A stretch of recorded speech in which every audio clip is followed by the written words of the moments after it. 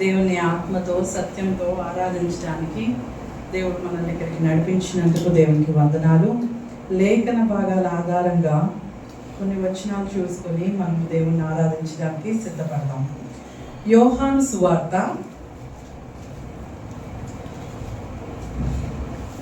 Gospel of John 17th chapter 17వ అధ్యాయము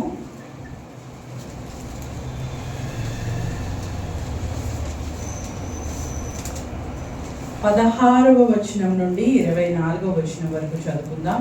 ఈ అధ్యాయం అంతా కూడా మనకి బాగా పరిచయం ఉన్నదే.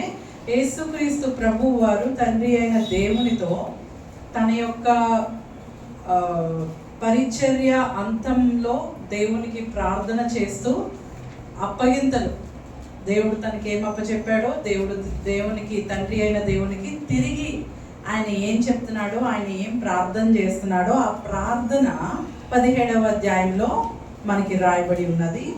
సో అన్ని వచనాలు ధ్యానం చేయడానికి మనకి సమయం సరిపోదు కనుక 16వ వచనం నుండి 24వ వచనం మార్చి చదువుకుందాం. నేను లోక సంబంధిని కానట్టు వారును లోక సంబంధులు కారు.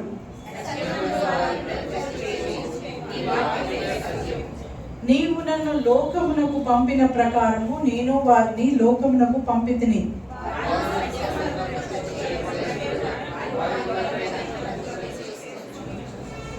మరియు నీవు నన్ను పంపితివని లోకము నమ్మునట్లు తండ్రి నా యందు నీవును నీ యందు నేనును ఉన్నలాగున వారును మన యందు ఏకమై ఉండవలెనని వారి కొరకు మాత్రము నేను ప్రార్థించుటలేదు, వారి వాక్యము వలన నా యందు విశ్వాసముంచు వారందరూ ఏకమై ఉండవలెనని వారి కొరకును ప్రార్థించుచున్నాను.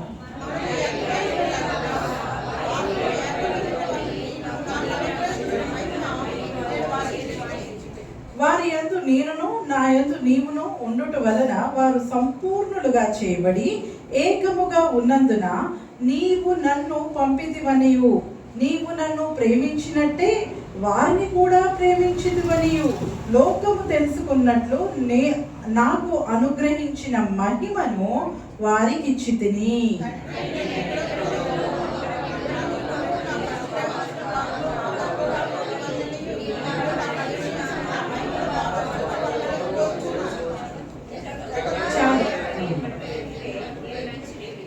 జగత్తు పునాది వేయబడక మునిపే నీవు నన్ను ప్రేమించితివి. 24వ వచనం వరకు 16వ వచనం నుండి అనేకమైన విషయాలను యేసుక్రీస్తు ప్రభు వారు తండ్రితో మాట్లాడుతున్నారు. ఈ అధ్యాయం అంతా కూడా ఆయన మనం చదువుకున్నట్టయితే ధ్యానించినట్టయితే అనేకమైన విషయాల్ని మనం గ్రహించవచ్చు. అందులో ముఖ్యమైనవి ఒక 5 విషయాలు మనం ధ్యానించడానికి చూద్దాం. ముందుగా ఆయన చేస్తున్న రిమార్క్ లేకపోతే పాయింట్ ఏంటి అంటే 16వ వచనం, నేను లోక సంబంధిని కానట్టు వారును లోక సంబంధులు కారు. ఈ వచనాలన్నీ ప్రభువారు ఎవరి గురించి మాట్లాడుతున్నారు? మన గురించి, అంటే విశ్వాసులైన వారి గురించి, అంటే ముఖ్యంగా వారి యొక్క శిష్యుల గురించి అనుకోవచ్చు, అంటే తాత్కాలికంగా అక్కడ. కానీ అక్కడ ఒక వచనం ద్వారా వారి గురించి మాత్రమే కాదు, కానీ ఎవరెవరైతే ఆయన యందు విశ్వసించుతున్నారో, ఎవరినైతే ఆయన పిలుచుకున్నాడో, ఎవరైతే ఆయన ఏర్పాటులో ఉన్నారో వారందరిని గురించి ఈ మాటలు పలుకుతున్నాడు. ఇక్కడ మొదటి మాట అంటున్నాడు, నేను ఎలాగైతే లోక సంబంధిని కాదో వారును ఎవరు కాదంట, లోక సంబంధులు కాదు. ఆయన యొక్క రక్తము చేత కడగబడిన మనము ప్రత్యేకింపబడిన వారు. మనం ఎవరమండి? ప్రత్యేకింపబడిన. ఇంకా లోకంతో మనకి ఎటువంటి సంబంధం లేదు. కాబట్టి మరి లోకంతో సంబంధం లేనప్పుడు లోకంలో ఎందుకున్నాము? వింతగా ఉంది కదా. లోకంతో సంబంధం లేదు. సంబంధం లేని వాళ్ళతో మనం మాట్లాడతామా? అసలు సంబంధం లేదంటే ఏంటి? వాళ్ళతో అసలు ఎటువంటి యూనియన్ అనేది కూడా లేదు. కానీ దేవుడు ఏం చేశాడు? లోకంలోనే మనల్ని పెట్టాడు. లోకంలోనే పెట్టి మీరు లోక సంబంధులు కారు అంటున్నారు. మరి దేవుని యొక్క ఉద్దేశం ఏంటి? మనల్ని లోక మధ్యలోనే ఉంచి ఇంకా మీరు లోక సంబంధులు కారు అని అనడానికి దేవుని ఉద్దేశం ఏంటో మనం కొన్ని వచనాలను ఆధారం చేసుకుంటూ చూడడానికి ప్రయత్నం చేద్దాం. యోహాను 15:19 అదే అదే సువార్త 15వ అధ్యాయం 15th చాప్టర్ 19th verse లో ఆయన ఇలా చెప్తున్నారు, మీరు లోక సంబంధులైన ఎడల లోకం తన వారిని స్నేహించును, అయితే మీరు లోక సంబంధులు కారు, నేను మిమ్మును లోకము నుండి ఏర్పరచుకుంటేని. Point to be noted. ఎక్కడి నుండి ఏర్పాటు చేసుకున్నాడు మనల్ని? మనం ఎక్కడున్న వాళ్ళం? యాక్చువల్గా లోక సంబంధులమే మనము కదా. లోకముతో పాటే ఎటువంటి ప్రత్యేకత లేకుండా లోకం ఎట్లా రక్షింపబడని సమయంలో మన పరిస్థితి ఎలా ఉందో ఒకసారి జ్ఞాపకం చేసుకుందాం కదా. లోకస్తుల కంటే ఎక్కువగా లోకం మనలో ఉండేది. సో లోకము నుండి దేవుడు మనల్ని ఏం చేశాడంట? లోకములో నుండి ఏర్పరచుకుంటుంది, అందుచేతనే లోకము మేము ద్వేషించుచున్నది. ఆ 18వ వచనంలో కూడా అసలు మనల్ని ఎందుకు లోకం ద్వేషిస్తా ఉన్నది అని చెప్తున్నాడు. లోకము మిమ్మల్ని ద్వేషించిన ఎడల మీకంటే ముందుగా నన్ను ద్వేషించుదని మీరు ఎరుగుదురు. మనము లోకములో నుండి ఏర్పరచబడి ఉన్నామని మనము జ్ఞాపకం చేసుకోవాలా. లోకము నుండి ప్రత్యేకింపబడిన వారము, కానీ లోకానికి సంబంధించిన వారము కాదంట. ఈ యొక్క అవగాహన మనతో ఉండాల. ఎందుకంటే మనం లోకంలో ఉన్నాము కాబట్టి లోకం నుండి గ్రహించేది ఎక్కువగా ఉంటుంది. అంటే ఒక స్పాంజ్ ముక్క నీటిలో పెడితే నువ్వు నీరుని గ్రహించకూడదు అంటే అది గ్రహించకుండా ఉంటుందా? వెంటనే ఏం చేస్తుంది? అబ్జార్బ్ చేసుకుంటుంది. కానీ మనం లోకంలో ఉన్నాం, కానీ లోకమును మనం ఏం చేయకూడదంట? దాని యొక్క వైఖరిని మనం అవలంబించకూడదంట. ఎందుకంటే లోకం నుండి నువ్వేమైపోయావు? వేరైపోయావు. ఇప్పుడు లోకం అంటే ఏంటి? లోకం ఎవరి కింద నడిపింపబడుతుంది? సాతాను కింద నడిపింపబడుతుంది. సో లోకము దేవుని, that is nothing but a sinful system. పాపముతో నడిపించబడుతున్న ఒక సిస్టమ్ ఈ లోకం అంటే లోకంలో ఉన్న ప్రతి ఒక్కటి ఏదైనా తీసుకోండి, దాని యొక్క విధానాలు కానీ, ఆలోచనలు కానీ, సంస్కృతులు కానీ, దాని విలువలు కానీ, లోకానికి ఒక అధిపతి ఉన్నాడు. ఆ లోకాధిపతి దేవునికి విరుద్ధంగా ఏం చేస్తున్నాడు? లోకాన్ని నడిపించుకుంటున్నాడు. లోకాధికారి ఎవరు? సాతాను. ఈ సాతాను లోకాన్ని అంతటినీ ఒక సిస్టమ్ ప్రకారంగా నడిపిస్తున్నాడు. ఎందుకని? వాడి గోల్ ఏంటి? దేవుని నుండి మనల్ని దూరపరిచి నరకములో వాటితో పాటు మనం కూడా నశించుకోవాలి, అక్కడికి తీసుకువెళ్ళాలి, మానవాళ్ళని అందరినీ అక్కడికి వెళ్ళాలి అనేది సాతాను అంటే లోకాధిపతి యొక్క ఆలోచన. ఆ ఆలోచనల ప్రకారంగా ఈ భూలోకాన్ని అంతటిని కూడా తన ఆధీనములో ఉంచుకొని నడిపించుకుంటా వెళ్తున్నాడు. ఇప్పుడు ఆ లోకము నుండి అంటే ఆ పాపము నుండి అంటే దేవునికి విరుద్ధంగా ఉన్న ఆ యొక్క సిస్టమ్ నుండి దేవుడు మనల్ని ఏం చేశాడంట? ప్రత్యేకపరిచాడు. అర్థమవుతుందా? ఒక ఐగుప్తీయులు ఎక్కడున్నారు? బానిసత్వంలో ఉన్నారు. బానిసత్వంలో ఉన్న వారిని దేవుడు ఏం చేశాడు? బయటికి తీసుకొచ్చి విడుదల చేశాడు. సో లోకాధికారి కింద మనము లోకస్తుల వలె ఉన్నప్పుడు మన యొక్క దారి ఎటువైపు వెళ్తుంది? నరక మార్గంలో వెళ్ళిపోతుంటే అక్కడి నుండి దేవుడు మనల్ని ఏం చేశాడు? విడిపించుకున్నాడు. ఇప్పుడు చెప్తున్నాడు తండ్రితో, వీళ్ళు లోకంలోనే ఉన్నారు కానీ లోక సంబంధులైతే కాదు, వాళ్ళకి లోకానికి ఎటువంటి సంబంధము లేదు.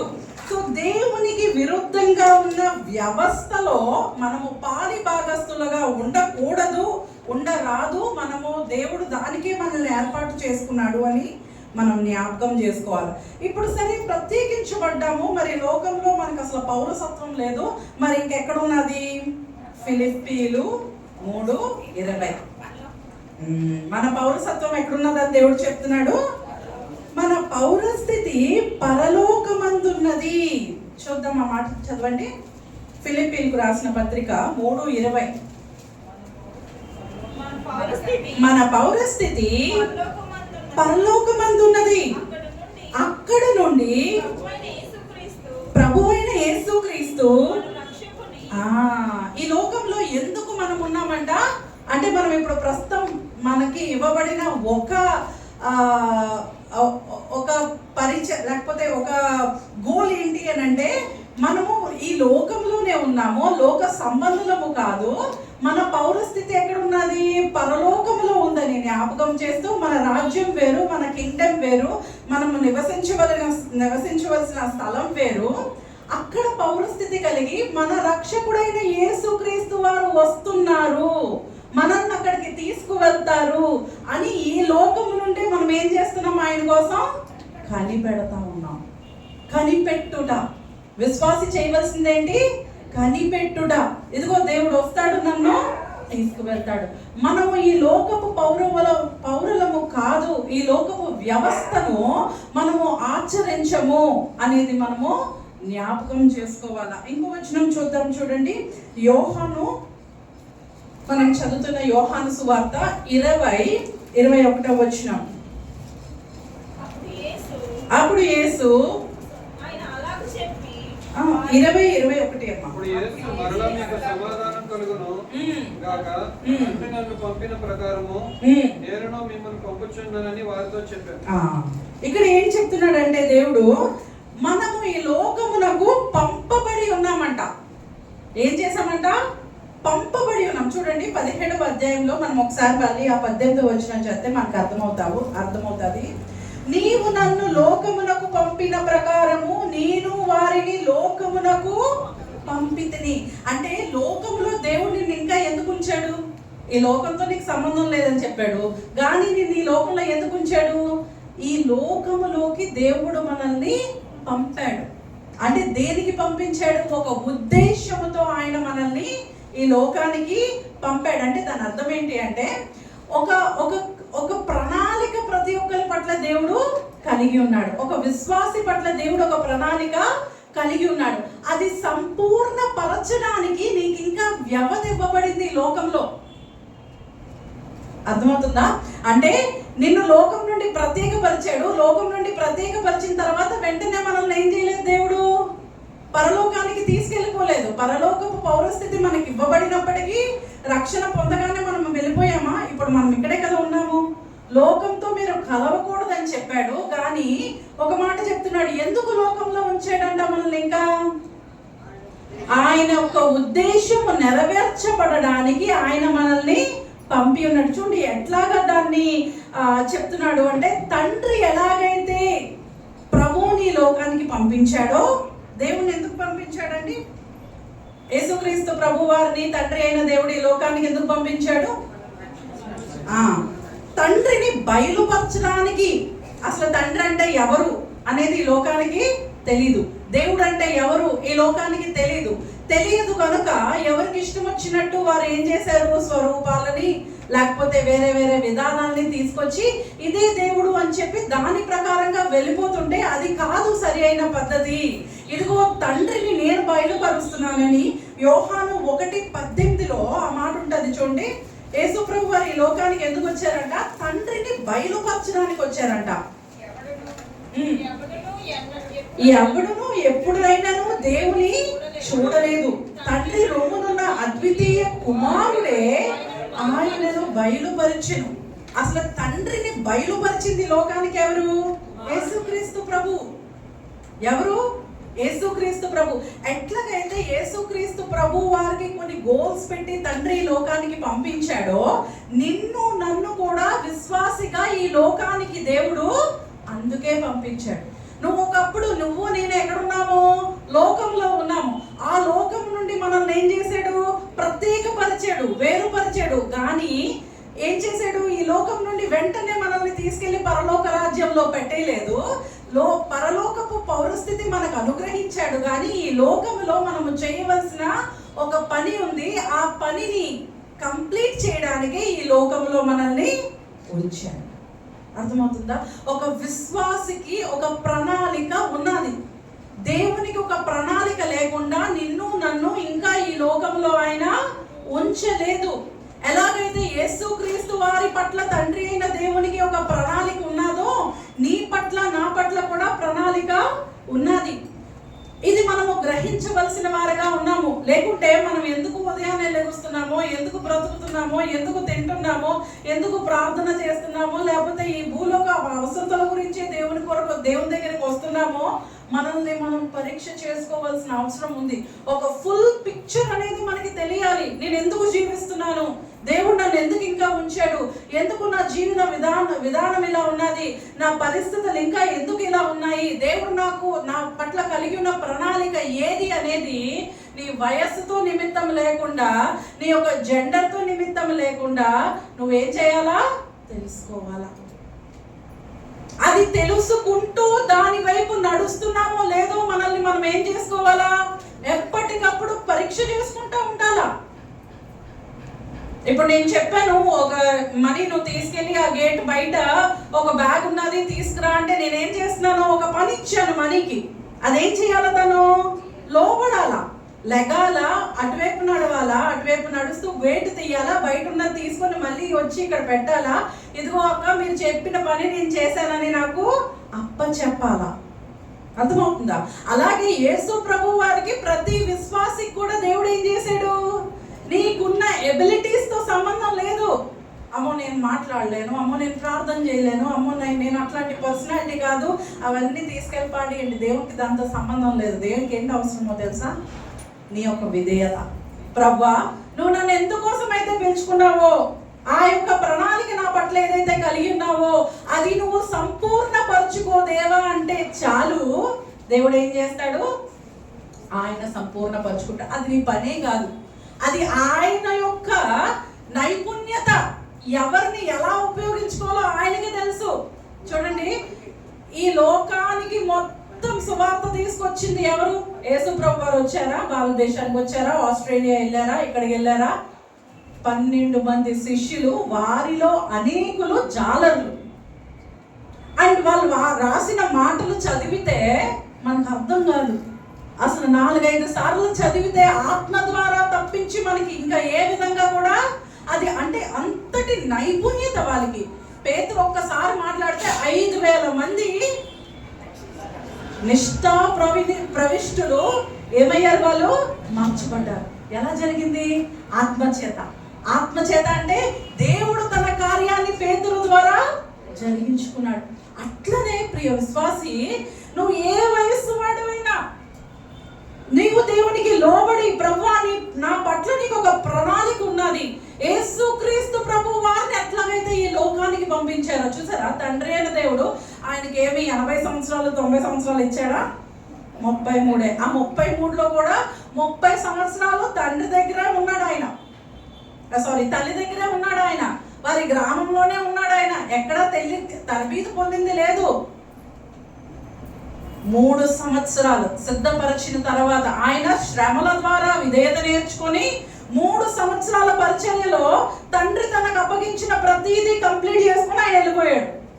నీకు నాకు గోల్ కూడా అదే ఉండాలి. ఇక్కడ అనేకమైనవి సంపాదించేయాలా, ఇలా కట్టేయాలి, అలా కట్టేయాలి, నా బిడ్డలకి ఇది చేయాలా, ఇలా తప్పలేదు. దేవుడు నీకు ఏదో అవసరమో ప్రతిదీ కూడా ఇస్తాడు. కానీ మన గోల్ ఎటువైపు ఉన్నది. అందుకే దేవుడు అన్నాడు, పైనున్న వాటి మీదే మీ యొక్క మనసు పెట్టుకోండి, కానీ ఇక్కడ పెట్టుకోవద్దు. చూద్దాము ఇంకా యేసు ప్రభు వారికి ఇవ్వబడిన అనేకమైన ప్రణాళికల్లో ఆయన ఈ లోకానికి వచ్చి ఏం చెప్పాడు? రాజ్య సువార్త చెప్పాడు. ప్రతి ఉపమానం కూడా దేని గురించి చెప్పాడు? పరలోక రాజ్యం. ఇగో పరలోక రాజ్యం దీని పోలి ఉంది, పరలోక రాజ్యం దాని పోలి ఉంది. ఎందుకంటే ఎవరు కూడా చూడలేదు. సో పరలోక రాజ్యం గురించి ఆయన చెప్పాడు. ఇంకా ఏం చెప్పాడు? అపవాది ఒక 1 యోహాను 3:8 ఆయన ఎందుకు వచ్చాడంటే ఈ లోకానికి? అపవాది యొక్క క్రియలను లయపరచుటకే దేవుని కుమారుడు ప్రత్యక్షమాయను. యేసుక్రీస్తు ప్రభు వారికి ఉన్న ఇంకో గోల్ ఏంటి? అపవాది యొక్క క్రియల్ని లయపరచాలి. ఎందుకు? అపవాది క్రియలు ఏం చేస్తాయి చెప్పండి? మనల్ని లోకముతో ఏకం చేస్తాయి. మనల్ని ఏం చేస్తాయి? లోక వ్యవస్థకు మనం అనుగుణంగా ఉండి వాడితో పాటు నిత్య నాశనానికి వెళ్ళిపోయేటట్టుగా మనల్ని చేస్తాయి. ఇట్లాగా చెప్పుకుంటా పోతే అనేకమైన గోల్స్ తో యేసు ప్రభు వారిని తండ్రి అయిన దేవుడి లోకానికి పంపించి ఉన్నాడు. కాబట్టి దేవుడు ముందుగా చెప్తున్న మాట మళ్ళీ ఒకసారి 17వ అధ్యాయంలో చదువుకుందామా?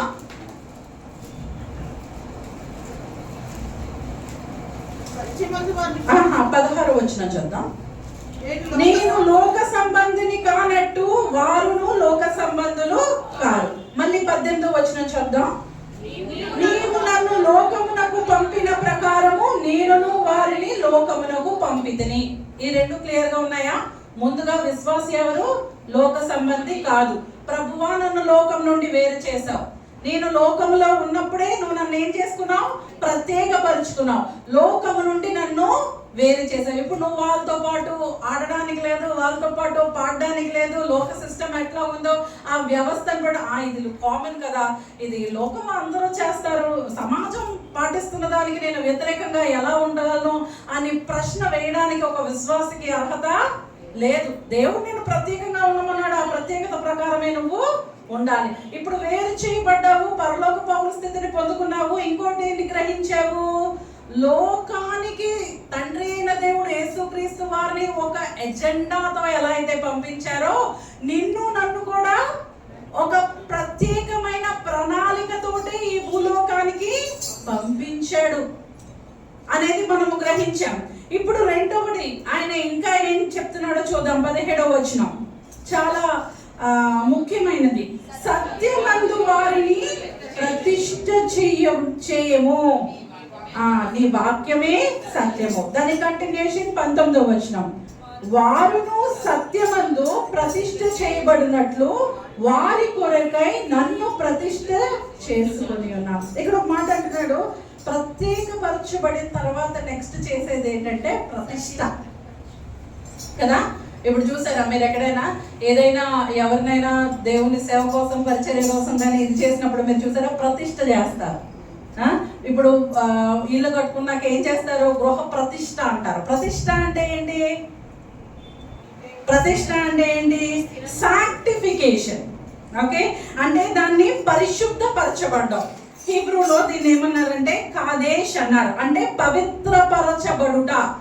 ఒకరోజు దేవుడు మోషేకి ప్రత్యక్షమై అంటాడు, ఇదిగో రేపు నేను మీ మధ్యలో అద్భుత క్రియలు చేయబోతున్నాను కనుక నువ్వు ఇజ్రాయేలీ పాలమంతటిని కూడా నువ్వేం చేయాలా? ప్రతిష్ఠ చేయాలా, పరిశుద్ధపరచాలా. అంటే ఇప్పుడు దేవుడు నిన్ను నన్ను ఏం చేశాడు? ప్రత్యేకపరుచుకున్నాడు. రెండవది మనల్ని ప్రతిష్ఠ చేయాలా. మనల్ని ఏం చేయాలా?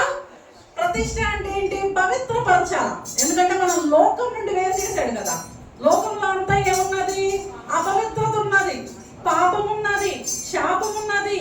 అసలు పరలోక సంబంధానికి సంబంధించినవి ఏవి కూడా మన దగ్గర లేవు. మరి ఎంత పరిశుద్ధమైన దేవుడు మన ద్వారా తన కార్యాలు జరిగించుకోవాలి, మనకు ఒక ప్రణాళిక ఇవ్వాలి అని అంటే మనల్ని ఏం చేయాలా? ప్రతిష్టపరుచుకోవాలి, మనల్ని పవిత్రపరచుకోవాలా. మరి పవిత్రపరచుకోవడం అంటే ఎలా పవిత్రపరచుకున్నాడంట? చూడండి, సత్యమందు వారిని ప్రతిష్ఠ చేయము. తండ్రికి ప్రార్థన చేస్తున్నాడు, సత్యమందు వారికి. లోకంలో ఉన్నదంతా ఏంటి? అసత్యము, అబద్ధము. చూడండి, కనబడుతున్నవన్నీ కూడా అబద్ధాలే. ఎందుకు అబద్ధాలు అంటున్నాను? అవి అశాశ్వతము.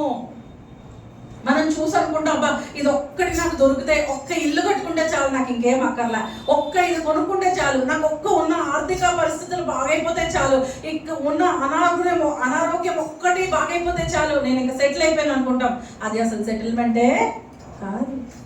అది కాదు, అది లోకము చూపిస్తున్న అబద్ధము. సాతాను ఉపయోగించుకునే అదొక తంత్రము అంతే. నీకు ఒకటి వచ్చిన తర్వాత ఇంకేమవుద్ది? ఇంకొకటి ముందు పడుతుంది. అది ఇచ్చే నువ్వు అలాగా లోకమంతా నువ్వు జయించినప్పటికీ కూడా దేవుడు అన్నాడు, ఏమన్నాడు? ఒకడు లోకమంతా నువ్వు జయించి నీ ప్రాణాన్ని నేను తీసుకెళ్ళిపోతే, రక్షింపబడలేని నీ ప్రాణాన్ని నేను తీసుకెళ్ళిపోతే ఏమి ఇది ఉన్నది? దానివల్ల నువ్వు ఏం పొందుకున్నావు? ఏమీ పొందుకోలేదు. సో దేవుడు మనల్ని ఏం చూపిస్తున్నాడు? ఇప్పుడు ఈ అబద్ధంలో మీరు నివసించద్దు. లోకం సిస్టమ్ ఏం నేర్పించింది? అబద్ధము, అసత్యం చూపిస్తుంది. చూపించి మనకి మైమరుపు కనిపించే ఈ లోకం అంతటినీ చూపించుండి. యేసు ప్రభు వారిని కూడా సాతాను అరణ్య మార్గమందు, అంటే ఈ పరిచర్య చేసే ముందు 40 దినాలు ఆత్మలో ప్రత్యేకించబడిన తర్వాత సాతాను ఏం చేసింది? పైకి తీసుకెళ్ళి ఈ లోక మహిమనంతటినీ చూపించింది. ఇగో నేను ఇది ఇచ్చేస్తాను అనేది. అయితే యేసుక్రీస్తు వారు ఏమి ఎరిగి ఉన్నారు? ఇదంతా అసత్యము, ఇదంతా అసత్యము, ఇదంతా నాశనం అయిపోతుంది, ఇదంతా కూడా మనకి అవసరం లేదు. సో ఈ యొక్క అసత్యము నుండి మనల్ని ఏం చేసాడంట? సత్యములో ప్రతిష్ఠించాడంట. ఏంటి ఆ సత్యం అంటే? మనకి ఇవ్వబడిన ఈ యొక్క వాక్యం. ఈ భూలోకంలో సత్యం అనేది ఎక్కడైనా ఉన్నదంటే కేవలము ఈ పుస్తకంలో మాత్రమే ఉన్నది. ఈ భూలోకంలో అసలు ఏంటి ఇంత మోసము, ఇంత అసత్యము, నన్ను అందరూ ఇట్లా చేస్తున్నారంటే, నీకు సత్యం కావాలంటే నువ్వు ఏదో పని చేయాలా? అంతే, సత్యమందు ప్రతిష్ఠించుకున్నా అంటే ఇందులో చెప్పిన ప్రతి మాట, ప్రతి పొల్లు ఏంటంట? అది సత్యము. ఇందులో దేవుడు నేను వస్తాను అన్నాడు. లేఖనాల ప్రకారం ఆయన ఏం చేస్తాడు? ఆయన వచ్చాడు. ఆయన రాకముందే ఆయన గురించి ప్రవచనాలు చెప్పబడినాయా లేవా? అసలు చెప్పబడి ఉన్నాయి. ఆయన రాకముందే ఏ యుద్ధాలు జరుగుతాయి, ఏం జరుగుతుంది, భూలోకపు అంతం ఏమైపోతుందో అంతా చెప్పబడి ఉన్నది. ఆయన ప్రణాళికల గురించి చెప్పబడి ఉన్నది. ఈయన ప్రతి సత్యమును ఈ యొక్క గ్రంథములో పెట్టి ఆ సత్యాన్ని మనకు అనుగ్రహించాడు. అనుగ్రహించి మనల్ని ఏం చేస్తున్నాడంటే ఇప్పుడు ప్రతిష్ఠ చేస్తున్నాడు. చూడండి, కొన్ని వాక్యాలు మనం చూద్దాం, తద్వారా మనకు అర్థమవుతుంది. కీర్తనలు 119 ఆత్మ ద్వారా కీర్తనకారుడు పలుకుతున్న మాట. కీర్తనలు 119 9వ వచనము 11వ వచనము.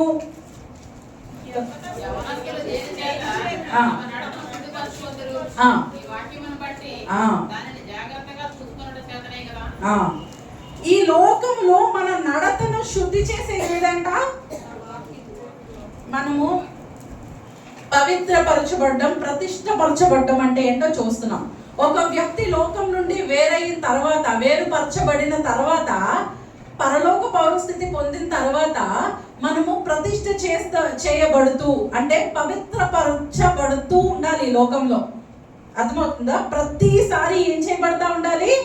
పవిత్రపరచబడతా ఉండాలి. సో ఒక మనిషి ఎలా పవిత్రపరచుకుంటాడంట? ఎలా శుద్ధి చేసుకుంటాడంట? వాక్యము ద్వారానే. అలానే 11వ వచనం చూడండి, నీ ఎదుట నేను పాపము చేయకుండానట్లు నా హృదయములో నీ వాక్యమును ఉంచుకునేనా. అంటే నువ్వు ఈ లోక సంబంధివి కాదు, కానీ లోకములో ఉన్నావు. లోకములో ఉన్నదంతా నీలోకి రాకూడదు అంటే నువ్వు నీ హృదయంలో ఏముండాలంట? అర్థమవుతుందా? ఎట్లాగ మనం అర్థం చేసుకోవాలి. ఎలాగ మనం నేను పవిత్రురాలుగా ఉండడానికి లేదు. నువ్వు వాక్యముని గ్రహించి వాక్యము చేత నిన్ను నువ్వేం చేసుకోవాలంట? పరిశుద్ధపరచుకుంటా ఉండాలా. అలాగనే అదే అధ్యాయంలో 120వ వచనం కూడా మనం చదువుదాము. 119 160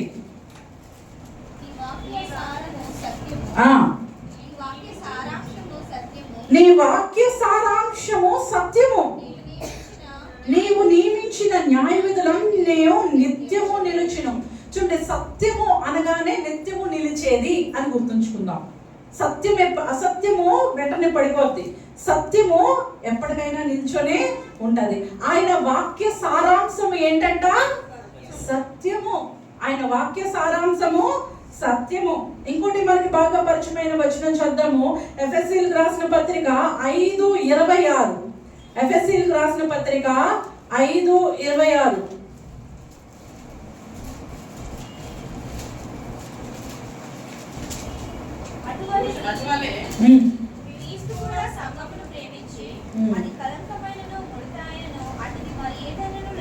వాక్యమనే నీటితో ఉదక స్నానం చేసిన ఆవచనని, వాక్యముతో ఉదక స్నానము చేత దాన్ని పవిత్రపరిచి పరిశుద్ధపరచుటకై దాని కొరకు తన్ను తాను అప్పగించుకునే. ఈ లోకములో నువ్వు ఉండి లోకముతో సంబంధం లేకుండా బ్రతకాలంటే నువ్వు ముందుగా ఏం చేయాలా? వాక్యముని నీ హృదయంలో ఉంచుకోవాలి. అప్పుడు నువ్వేం చేయవు? లోకముని అబ్జార్బ్ చేసుకోవు. ఎప్పుడైనా నీ నడతలో నువ్వు వెళ్తున్న ఆ యొక్క మార్గములో నువ్వు అపవిత్రపరచబడినా, లేకపోతే దేవునికి కొంచెం దూరంగా వెళ్ళినా, ప్రతిరోజు దేవుడు మనల్ని ఏం చేస్తున్నాడంట? ఎలా పరిశుద్ధపరుస్తున్నాడంట? వాక్యముతో ఉదక స్నానము చేత దాన్ని పవిత్రపరిచి. ఇక్కడ దానిని అంటే సంఘం గురించి మాట్లాడుతున్నాడు కాబట్టి, సంఘం అంటే ఎవరు? విశ్వాసులు. సంఘం అంటే విశ్వాసులు, ఒక గ్రూప్ ఆఫ్ విశ్వాసులు కూడితే అదే సంఘము. మనం చూస్తున్న ఈ యొక్క బిల్డింగ్స్ సంఘం కాదు. ఒక 4, 5, 10 మంది, 100 మంది, కోట్ల మంది, ఎంతమంది అయితే కలుస్తున్నారో వాళ్ళు ఏమైపోతున్నారు? ఒక టిష్యూ లాగా ఫామ్ అవుతున్నారు. అంటే ఒక సంఘంగా ఏర్పడుతున్నాడు. ఈ సంఘాన్ని దేవుడు ఏం చేస్తున్నాడంట? పవిత్రపరుచుకుంటా ఉంటున్నాడు. ఎప్పుడు దాకా పరిశుద్ధపరుచుకుంటా ఉంటాడు? ఎప్పుడు దాకా పవిత్రపరుచుకుంటా ఉంటాడు? తాను మళ్ళీ తిరిగి వచ్చేంత వరకు కూడా ఆయన వాక్యము అంటే ఆయన సత్యము ద్వారా మనము అనేక మార్లు మనం ఏం చేయబడతా ఉండాలా? పవిత్రపరచబడతా ఉండాలా, పరిశుద్ధపరచబడతా ఉండాలా. సో దేవుడు అంటున్నాడు, ఈ సత్యము ద్వారా వారిని ఏం చేయాలి? నువ్వు ప్రతిష్ఠ చేసుకోండి ప్రభువా అని చెప్తూ ప్రార్థన చేస్తూ ఈ మాటలు సెలవిస్తున్నాడు. ఇంకా సత్యము మనల్ని ఏం చేస్తుందంట? స్వతంత్రులుగా చేస్తుంది. సత్యం ఏం చేస్తుంది మనల్ని? స్వతంత్రులుగా అంటే లోకం అనే బానిసత్వంలో మనం ఇంక ఉండకుండా, పాపం అనే బానిసత్వంలో మనం ఇంకా నష్టపోకుండా మనల్ని యొక్క సత్యము స్వతంత్రులుగా చేస్తుంది. అంటే ఇంకా లోకంతో మనకి ఎటువంటి బంధము లేదు. లోకానికి ఇంకా మనము బానిసలము కాదు, మనము లోకానికి స్వతంత్రులం అయిపోయాం. అంటే లోకం ఎట్లా చెప్తే తప్పదు, నేనేం చెయ్యాలి, ఎందుకంటే నలుగురు ఏదైనా అనుకుంటారేమో అని అనడానికి లేదు. చూడండి, వెరీ స్ట్రిక్ట్ నియమాలు మనకి ఇవ్వబడినాయి. పరలోక రాజ్యానికి, ఆయన రాజ్యానికి నడవవలసిన రూల్స్ అండ్ రెగ్యులేషన్స్ ఉన్నాయి. భారతదేశంలో మనం ఒకలాగా ఉంటాం. మనం ఎక్కడ పడితే అక్కడ లెటర్, అంటే మనం ఎక్కడ పడితే అక్కడ దుమ్ము ధూళి డ్రింక్ తాగేసి బాటిల్ బయటికి ఇసిరేసేయచ్చు, ఇది చేయొచ్చు, ఎవరు మనల్ని ఏమనరు. అదే మీరు కొన్ని కంట్రీస్కి వెళ్ళండి, సింగపూర్, జపాన్ వెళ్తే ఏం చేస్తారు? నువ్వు అలా ఇసిరేస్తే యూ విల్ బి ఫైన్డ్. ఆ దేశం యొక్క రూల్ అండ్ రెగ్యులేషన్ అది. నువ్వు ఈ భూలోకంలో నివసిస్తున్నప్పుడు ఈ భూలోకంని అంగీకరించాలి, స్నేహించాలి, అందరి చేత నువ్వు మంచివాడిని అనిపించుకోవాలి అంటే లోకానుసారంగా నువ్వు నడుచుకోవాలి. నువ్వు అట్లా నడుచుకోకపోతే ఏం జరుగుతుందో కూడా దేవుడు చెప్పాడు. ఏం చెప్పాడు? ద్వేషించబడతావు. లోకము నన్ను ముందు ఏం చేసింది? ద్వేషించింది. ఎందుకంటే నేను దాని పద్ధతి ప్రకారంగా నేను నడుచుకోలేదు కాబట్టి నేను ద్వేషింపబడ్డాను. నేను మిమ్మల్ని పిలుచుకున్న పిలుపు ప్రకారం మీరు జీవించినట్లయితే మీరు కూడా ఏం చేయబడతారు? ద్వేషింపబడతారు. అయ్యో మరి నన్ను వాళ్ళు ఇలా అన్నారు, వీళ్ళు ఇలా అన్నారు అని అనుకోవడానికి ఏమైనా ఉందా మనకి? అది అసలు క్రైటీరియానా? కానీ కాదు. నీవు రక్షింపబడిన తర్వాత, లేకపోతే ఈ యొక్క సత్యం గ్రహించిన తర్వాత నువ్వేమనుకోవాలా? అయ్యో నేను వాక్య ప్రకారంగా సత్యము చేత నన్ను ప్రతిష్ఠించుకున్నాడు, నన్ను పవిత్రం చేశాడు, నేను ఒక పని కోసమై ప్రత్యేకింపబడిన దానను, ప్రత్యేకింపబడిన వాడను, ఈ యొక్క మార్గాన్ని నేను ఎంచుకున్నాను, ఈ యొక్క గోల్ని నేను రీచ్ అవ్వాలంటే మనము చదువుకున్నాం కదా, మన ముందు ఉంచబడిన పందెములో మనం ఏం చేయాలా? ఓపికతో పరిగెట్టాలి అని అంటే ముందుగా నీకేం తెలియాలా? నీకు వేయబడిన ట్రాక్ ఏంటో నీకు తెలియాలా. ఆ ట్రాక్ లో నువ్వు పరిగెత్తాలని నీకు గ్రహించాలా. నువ్వు ఎందుకు జీవిస్తున్నావో, ఎలా జీవిస్తున్నావో నీకు తెలియదు అనుకో. నలుగురు నమ్ముకున్నారు కనుక నేను నమ్ముకున్నాను, మా ఇంట్లో వాళ్ళు నమ్ముకున్నారు కనుక నేను నమ్ముకున్నాను, ఎందుకు ఇంకా చనిపోలేదు కనుక నేను ఏదో అలాగా పేరుకి ఏదో ప్రార్థన చేసుకోవాలి కనుక లేదు. మన హృదయము నిండా నింపబడిన ఒక గోల్ ఉంది, ఒక లక్ష్యం ఉంది. నీకు ఇవ్వబడిన ఉద్యోగం కానీ, నీకు ఇవ్వబడిన చదువు కానీ, నీకు ఇవ్వబడిన పరిచర్య కానీ, నీకు ఇవ్వబడిన దినాలు కానీ, ఆరోగ్యము కానీ, ప్రతి దానికి కూడా ఒక లక్ష్యం ఉన్నది. అవన్నీ కలగలిపి దేవుడు నీకు అప్పగించిన పని నువ్వు ఈ భూలోకంలో నీకు ఇవ్వబడిన దినాలలో నువ్వేం చేయాలా? పూర్తి చేసుకోవాలి. అప్పుడే నువ్వు చెప్పగలవు, ఇదిగో నాకు అప్పగింపబడిన పని నేను సంపూర్తి చేశాను, ఇదిగో నేను నా పందెంలో పరిగెట్టి నేను ముగించాను అని నువ్వు చెప్పగలవు. దానికోసమే మనం ఉన్నామని చెప్పి ఇక్కడ దేవుడు మనకి తెలియజేస్తున్నాడు. ఇప్పుడు చూద్దాం, చూడండి ఒకటి, మనం లోకం నుండి వేరుపరచబడ్డాము. విశ్వాసిగా దేవుడు మన పట్ల చేసిన కార్యాల ఆరాధనకి మనము జ్ఞాపకం చేసుకోవడానికి, లోకంతో పాటు మనం నశించుకోవడానికి దేవుడు ఒప్పుకోలేదు. దేవుడు మన కోసం ఏం చేశాడు? మనల్ని ఏం చేశాడు? లోకములో నుండి వేరు చేసి ప్రత్యేకపరిచాడు. రెండు, మనల్ని ఏం చేశాడు? ప్రతిష్ఠ చేశాడు. ఎందులో ప్రతిష్ఠ చేశాడు? దేవుని వాక్యములో సత్యముతో మనల్ని ఏం చేశాడు? ప్రతిష్ఠ చేశాడు. ఇంకా మనకి బుక్ ఆఫ్ రూల్ ఎలా వెళ్ళాలి అంటే ఈ సత్యమే చదవాలి. ఈ సత్యం ఏం చెప్తుందో ఆ సత్య ప్రకారంగా మనం స్వతంత్రులు అయ్యాం కాబట్టి, బానిసలముగా ఇంకా లోకానికి సాతానికి లేము కాబట్టి, ఈ సత్యముతో మనల్ని పవిత్రపరుచుకుంటూ ఉదక స్నానం చేసుకుంటా మనం ముందుకు వెళ్ళిపోవలసిన వారంగా ఉన్నాం. మూడవది, మనం 20వ వచనం 22వ వచనం తర్వాత చదివితే, అంటే మనం చదివేమో దాని యొక్క సారాంశం చెప్తాను. దేవుడు ఇక్కడ యేసుక్రీస్తు ప్రభు అంటున్నాడు, ఇదిగో తండ్రి అయిన దేవా, నీలో నేను ఉన్నట్టు నువ్వు నాలో ఉన్నట్టుగా. ఎలా ఉన్నారంట? యేసుక్రీస్తు ప్రభువులో తండ్రి ఉన్నాడంట. నాయందు నీవును, నీ యందు నేనును. యేసుక్రీస్తు ప్రభు వారి ఇంకో గోల్ ఏంటో తెలుసా? నిన్ను ఎందుకు ప్రత్యేకపరచుకున్నాడు, ఎందుకు పవిత్రపరిచాడు అంటే, తండ్రి యందు కుమారుడు ఉన్నాడు, కుమారుడు యందు తండ్రి ఉన్నాడు. ఇప్పుడు విశ్వాసులు కూడా ఏమైపోవాలంట? వాళ్ళిద్దరితో ఏకమైపోవాలంట. అర్థమవుతుందా? ఎందుకు దేవుడు ఇంకా మనల్ని లోకంలో ఉంచాడు? ఎప్పుడైతే మనము తండ్రితో కుమారునితో ఏకముగా అయ్యేటట్టు అవుతాము అని అంటే, మనం దాన్ని ఏమంటామంటే సంపూర్ణత. ఏమంటాము? సంపూర్ణత. ఒక విశ్వాసి సంపూర్ణతలోనికి నడిపింపబడాలి. ఎందులోకి నడిపింపబడాలి? ఏంటి సంపూర్ణత? ఎక్కువసేపు ప్రార్థన చేస్తే సంపూర్ణత కాదు, వాక్యం చెప్తే సంపూర్ణత కాదు, వాక్యం చదివితే సంపూర్ణత కాదు. ఆయన యొక్క స్వరూప్యంలో తండ్రితో పాటు కుమారునితో పాటు మనము కూడా ఏకమైపోయేలాగున, అది సంపూర్ణత అని చెప్తున్నాడు. చూద్దాము ఆ యొక్క మాట పర్టిక్యులర్ గా. సంపూర్ణత చూడండి, 23వ వచనం అందరం కలిసి చదువుదాం. వారి యందు నేనును, నా యందు నీవును ఉండుట వలన వారు సంపూర్ణులుగా చేయబడి. చాలు. ఏంటంట? మళ్ళీ చెప్తామా? ఎంత బాగుందన్నమాట. వారి యందు నేనును. ఇప్పుడు వారి యందు అంటే ఎవరండి? విశ్వాసం, మనం. ఓకే, సో వారి యందు అంటే మనం విశ్వాసుల యందు నేను అంటే ఎవరు? యేసుక్రీస్తు ప్రభు. ఎందుకంటే ఇక్కడ మాట్లాడుతుంది యేసుక్రీస్తు ప్రభు. సో విశ్వాసుల యందు యేసుక్రీస్తును, యేసుక్రీస్తునందు తండ్రి.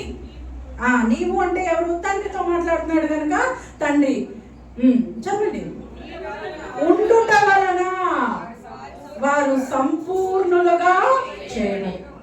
యేసుక్రీస్తు ప్రభు వారు మూడవ గోల్ ఒక విశ్వాసి పట్ల ఏంటి అంటే, నిన్ను కేవలము ప్రత్యేకపరచడము, నిన్ను కేవలము ప్రతిష్ఠ చేసి పవిత్రపరచబడ్డమే కాదు, నిన్ను సంపూర్ణునిగా చేయాలి, సంపూర్ణతలోనికి నడిపించాలి. చూడండి, మనందరం రక్షింపబడ్డాం, కానీ ఎవ్వరు కూడా హృదయం మీద చెయ్యేసుకొని చెప్పలేరు నేను సంపూర్ణురాలి అని. మనము చెప్పలేము కదా. మనం ఇంకా సంపూర్ణతలోనికి నడిపించే భాగములో మనం ఇంకా నడుస్తూ ఉన్నాం, ఒక్కొక్కటి నేర్చుకుంటా ఉన్నాం, ఒక్కొక్కటి చూడండి, ఈ సత్యానికి ఎప్పుడైతే మనం సమర్పించుకుంటామో మనం ఏం చేయబడతా ఉంటాం?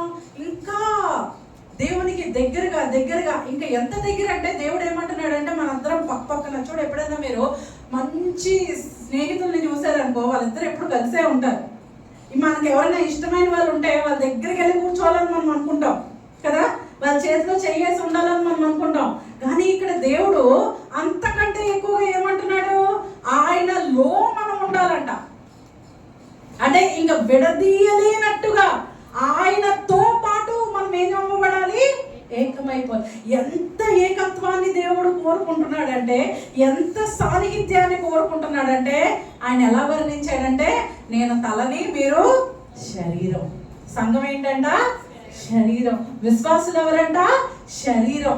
అంత లోతుగా దేవునితో ఏకమవ్వాలని, ఆయన శరీరముతో ఏకమవ్వాలని. ఎందుకంట? యేసుక్రీస్తు ప్రభు ఎవరిలో ఉన్నారంట?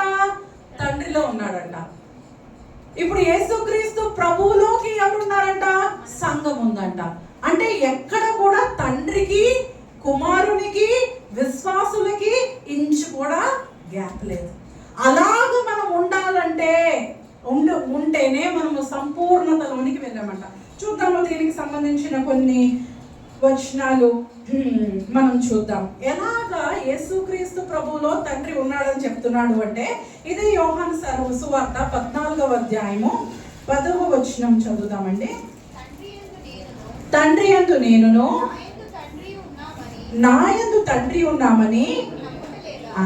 ఇక్కడ క్వశ్చన్ ఏమొచ్చింది? ప్రతి దానికి ప్రభు అంటున్నాడు, ఇదిగో తండ్రి, మీరు నన్ను చూస్తే తండ్రిని చూసినట్టే, ఇదిగో తండ్రి ఇట్లా ఉంటాడు. ఎందుకంటే యూదులు తండ్రి దేవుడు అంటే ఎవరు? యెహోవా దేవుడు. ఆయనకే ఎక్కువ ప్రావీణ్యత. ఈ రోజు కూడా ఇజ్రాయేలీ ప్రజలు దేని గురించి? గాడ్ ఆఫ్ జెహోవా, అంతే. యెహోవా దేవుడే. అంతేగాని యేసుక్రీస్తు ప్రభు వారికి that is a big challenge. ఏంటని? ప్రూవ్ చేసుకోవడం, తండ్రి నాలోనే ఉన్నాడు, నన్ను చూస్తే తండ్రిని చూసినట్టే. అది వాళ్ళు యాక్సెప్ట్ చేయలేరు. ఏంటి? వడ్రంగి కుమారుడిలో అంత గొప్ప దేవుడు, ఏ దేవుడైతే మమ్మల్ని ఐగుప్తు నుండి విడిపించాడో ఆ దేవుడు ఉన్నాడా? మేము అబ్రహాము సంతానము, అబ్రహాము దేవుడు, ఇస్సాకు దేవుడు, యాకోబు దేవుడు అంటే చాలా గొప్ప దేవుడు అన్నమాట. సో అంతటి దేవుణ్ణి యేసు ప్రభు వారు చూడడానికి వారు ఒప్పుకోలేదు. ఎందుకంటే శారీరకంగా ఎవరు చూడలేరు. శారీరకంగా ఈ లోకం కూడా ఎందుకు యేసు ప్రభు వారిని దేవుడుగా ఒప్పుకోదు? ఎందుకంటే ఇక్కడికి చెందిన వ్యక్తి కాదు, పేదగా పుట్టాడు, యూదుల్లో పుట్టాడు. నువ్వు శారీరకంగా చూసినప్పుడు ఆయన యాక్సెప్ట్ చేయలేవు. ఆత్మతో గ్రహిస్తేనే మనం ఏం చేయగలం? యాక్సెప్టెన్స్ అనేది ఉంటుంది. అది తండ్రి అయిన దేవుడు బయలుపరచాలి. చూద్దాం ఇప్పుడు ఆ వచనం మళ్ళీ మనం చూద్దాం. 10వ వచనం ఇప్పుడు చదవండి. తండ్రి యందు నేనును నా యందు తండ్రి ఉన్నామని నీవు నమ్ముటలేదా? నేను మీతో చెప్పుచున్న మాటలు నా అంతట నేను చెప్పుటలేదు. తండ్రి నా యందు నివసించుచు తన క్రియలు చేయుచున్నాడు. యేసు ప్రభు ఏం చెప్తున్నాడంటే, ఇదిగో నేను మాట్లాడుతున్న ఏ మాట కూడా నేను మాట్లాడుతుంది కాదు. ఎవరు మాట్లాడుతున్నారు?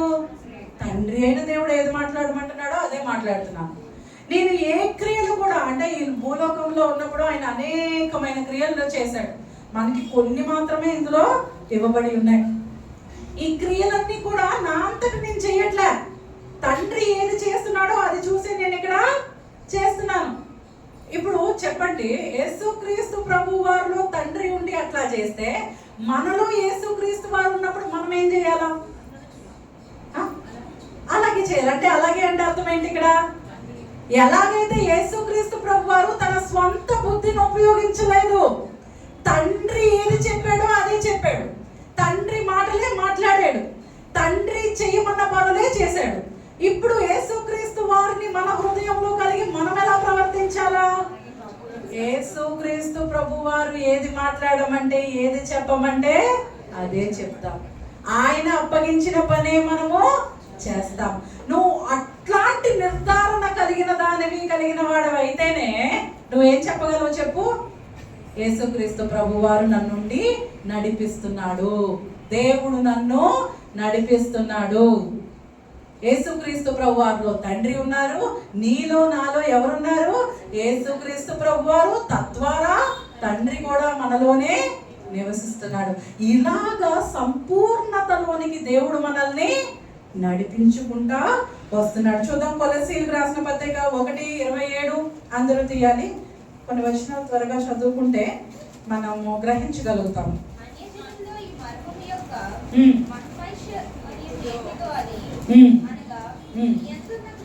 మీ అందున్న క్రీస్తు,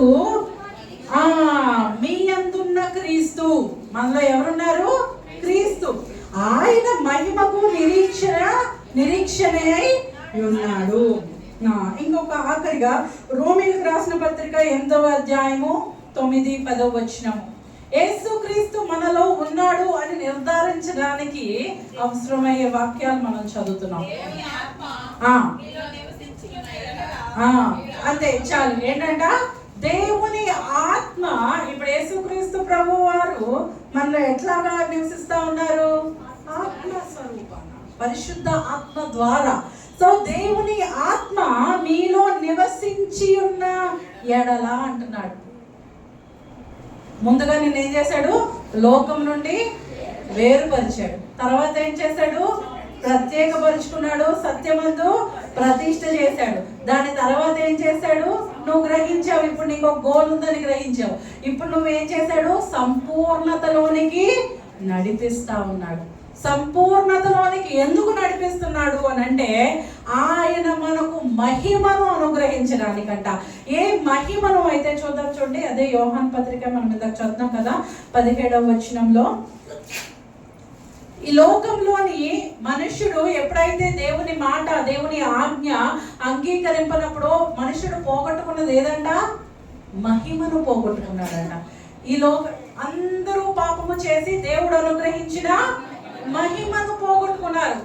మహిమ అంటే ఏంటి? ఒక తెల్లగా కనబడాలి, అది మహిమ అనుకుంటున్నామా? అది ప్రత్యక్షమయ్యే మహిమ. ఆ మహిమను కూడా మనం చూస్తాం. కానీ ఇక్కడ విశ్వాసిగా కూడా మనం మహిమను పొందుకున్నాం.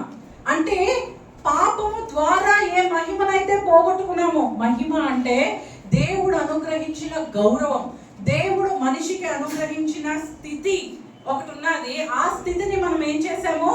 పోగొట్టుకున్న వారముగా ఉన్నాము. ఆ మహిమను క్రీస్తు యేసు ప్రభు ద్వారా, ఆయన కుమారుని ద్వారా ఆయన మనకి ఏం చేశాడు? అనుగ్రహించి ఉన్నాడు. చూద్దామా? అదే అధ్యాయంలో 22వ వచనంలో ఆ మాట కూడా రాయబడి ఉన్నది. మనము ఏకమై ఉన్నలాగున వారును ఏకమై ఉండవలెనని నీవు నాకు అనుగ్రహించిన మహిమను నేను వారికి. సో యేసుక్రీస్తు ద్వారా మనం పొందుకున్నది ఏంటో చెప్పండి? మహిమను. ఏ మహిమనైతే పోగొట్టుకున్నామో ఆ మహిమ ఎవరు పొందుకున్నారు? ఈ లోకంలో ఉన్న మానవులందరూ పొందుకోలేదు. ఎవరైతే ప్రత్యేకించబడ్డవారో, ఎవరైతే ప్రతిష్ఠింపబడ్డారో, ఎవరైతే పవిత్రపరచబడ్డారో, ఎవరైతే సంపూర్ణతలోనికి నడిపించబడడానికి నియమింపబడ్డారో వారు ఆయన అనుగ్రహించిన మహిమను కూడా పొందుకున్నారు. చూడండి, అదే కిందన ఒక 23వ అధ్యాయం వచనంలోనే కిందనున్నది,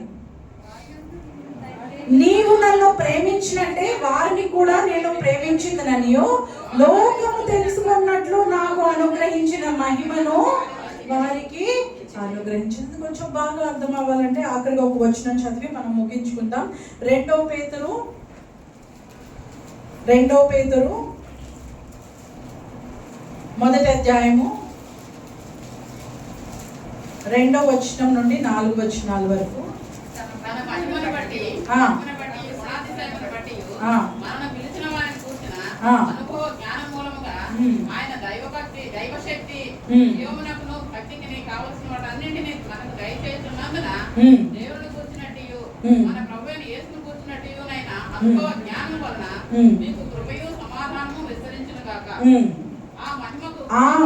సరే, నేను చెప్తాను చూడండి. తన మహిమను బట్టి, గుణాతిశయమును బట్టి మనలను పిలిచిన వారిని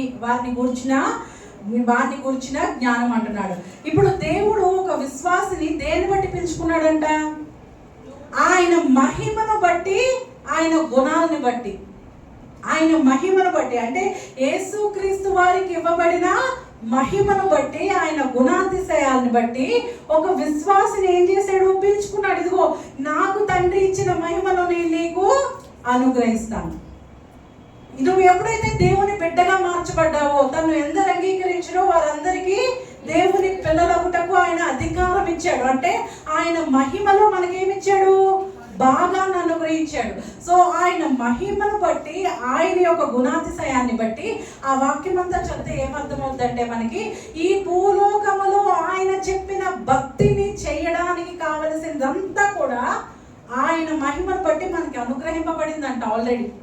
అంటే దేవుడు చెప్పాడు కదా, నువ్వు ఇట్లా జీవించాలి, అలా జీవించాలని తన సత్యం ద్వారా మనల్ని ప్రతిష్ఠ చేశాడు, వేరుపరిచాడు. అలాగ జీవించడానికి మనకి కావలసిందంతా కూడా ఆయన మహిమను బట్టి, ఆయన గుణాలను బట్టి మనకి ఏం చేశాడు? అనుగ్రహించాడు. 4వ వచనంలో చూసినదైతే అదే మహిమ గురించి మాట్లాడుతూ ఆ మహిమ గుణాతిశయాలను బట్టి ఆయన మనకు అమూల్యమైన, అత్యధికమైన వాగ్దానములను కూడా అనుగ్రహించాడంట. ఒక విశ్వాసకి వాగ్దానాలు ఎలా ఇవ్వబడి? అదే మహిమను బట్టి, అదే గుణాలని బట్టి. ఆ గుణాలు ఏందో అతిశయించడం వలన, ఆ గుణాలని మనం నమ్మడం వలన, అంటే క్రీస్తు యొక్క గుణాలు మనలోనికి ఇంపాక్ట్ చేశాడు. అంటే మనలోనికి ఆయన ఏం చేశాడు? పంపించాడు. ఇప్పుడు మనం లోకములో ఎలా ఉన్నట్ట అట్లా ప్రవర్తించట్లా. ఇప్పుడు మనం ఏం చేస్తున్నాము? యేసుక్రీస్తు ప్రభు వారు తన గుణాలని మనలోనికి ఇన్స్టిల్ చేశాడు, మనలోనికి పంపించాడు. ఆ గుణాల ప్రకారంగా మనం ఏం చేస్తున్నాము? నడుచుకుని వెళ్తున్నాం. మహిమ నుండి మహిమకు నడిపిస్తాడంట దేవుడు. ఇప్పుడు మహిమలో కూడా చాలా స్థాయిలు ఉన్నాయి. మనం ఎంతైతే వాక్యాన్ని అంగీకరిస్తామో ఆ వాక్యాన్ని బట్టి ఆ మహిమ ఇవ్వబడతా ఉంటాయి. ఈ లోకం అంతా కూడా గ్రహించాలంట, వీరు మహిమ కలిగిన జనులు, వీరు మామూలు జనులు కాదు. ఇలాంటి మహిమ లోకం ఇవ్వలేదు.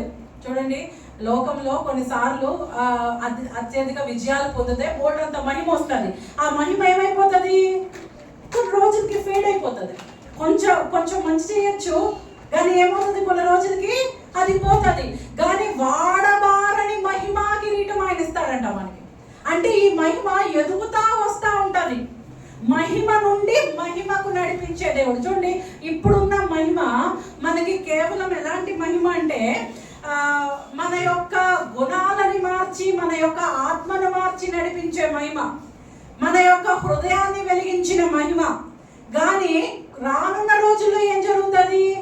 అమరత్వములోనికి మన శరీరం మార్చబడుతుంది. ఆ మహిమని మనం కల్లారా కూడా చూసేవారిగా ఉంటాం. తండ్రి అయిన దేవుడు యేసుక్రీస్తు ప్రభు వారికి అనుగ్రహించిన మహిమను మనం కూడా కల్లారా మనం ఏం చేస్తాము? చూస్తాము. ఆ మహిమలో మనము కూడా ఏమవుతాము? పాలు పొందే వారంగా ఉంటాము. అట్లాంటి పిలుపును బట్టి దేవుడు మనల్ని ఏం చేశాడు? నిత్యత్య వైభవంలోకి మనల్ని నడిపించాడు. ఒక విశ్వాసకి ఇవ్వబడిన అన్ని మనము గ్రహించినట్లయితే మనము కంగారు పడము. మనము అయ్యో ఎందుకు ఇట్లాగా అవుతుంది అనుకోము. అయ్యో నేను కావాల్సినవి దేవుడు ఎందుకు ఇవ్వట్లేదు అని అనుకోము. ఎందుకంటే దేవుడు నడిపించే విధానం వేరు, మనం అడుగుతుంది వేరు. నువ్వు ప్రార్థన చేసినప్పుడు, నేను ప్రార్థన చేసినప్పుడు మనం దేని గురించి ప్రార్థన చేయాలా? నీ చిత్తం ఏదైతే ఉన్నదో అది మీరు నా జీవితంలో జరిగించుకొని మీరు మహిమను పొందండి ప్రభువా అని ప్రార్థన చేస్తాం. అదే ఇదంతా గ్రహించినప్పుడు మనం ఏమని ప్రార్థన చేస్తాం?